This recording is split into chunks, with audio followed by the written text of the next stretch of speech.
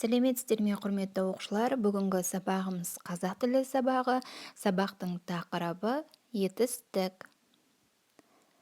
Сабағымыздың мақсаты мәтіннің тақырыбы мен тірек сөздерінің негізінде мәтіннің мазмұнын болжау.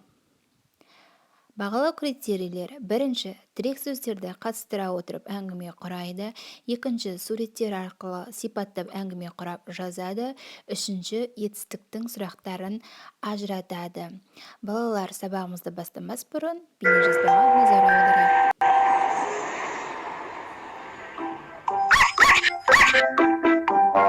Мен мектептен келдім. Мики, бүгін саған не үйрететінді білсең ғой. Білгің келіп бара ма? Қазір.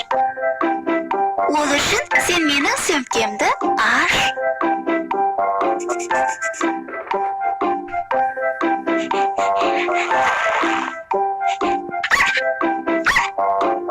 Жарайсың.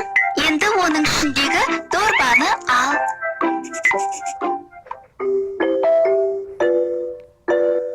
Дұрыс.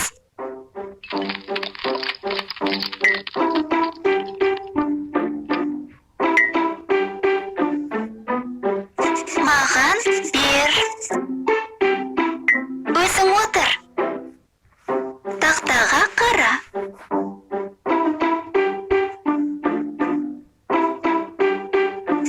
Қара. Аш, ал бер, отыр, қара. Бұлардың бәрі етістік деп аталады. Себебі олар қимылды, іс-әрекетті білдіреді. Етістіктің сұрақтарын білесің бе?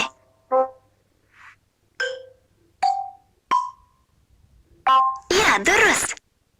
Не істеді? Не қылды? Қайтты деп айтқың келді ғой. Жақсы. Менің мына жазғандарымның бәрі де түбір етістіктер. Яғни бұл сөздер түбір күйінде қимылды, іс-әрекетті білдіріп, не істеді деген сұраққа жауап береді. Олай болса, балалар, етістік заттардың қимылын, іс-әрекетін білдіретін сөздерді етістік дейміз. Етістіктің сұрақтары: не істеді, қайтты, не қылды. Бүгінгі жаңа сөз сіздер таныс боласыздар: емдеу, оқыту, зерттеу, жазу, оқу, ойна. Тапсырманы орындамас бұрын балалар дискриптормен таныс болсаңыздар: бірінші, сөйлемдерді түсініп оқисыздар. Екінші, қарамен жазылған сөздерге сұрақ қоясыздар. Үшінші, етістік сөздерді табасыздар. Мәтінмен жұмыс жасайық, балалар. Дәрігер науқасты емдейді, ұстаз оқытады, ақын өлең жазады, оқушы оқиды, балалар ойнайды, ғалым зерттейді. Емдейді, оқытады, жазады, оқиды, ойнайды, зерттейді деген сөздерге балалар сұрақ қояйықшы. Дұрыс айтасыздар. Не істейді? Дәрігер науқасты не істейді? Дәрігер науқасты емдейді. Ұстаз не істейді? Ұстаз оқытады. Ақын не істейді? Ақын өлең жазады. Оқушы не істейді? Оқушы оқиды. Балалар не істейді? Балалар ойнайды. Ғалым не істейді?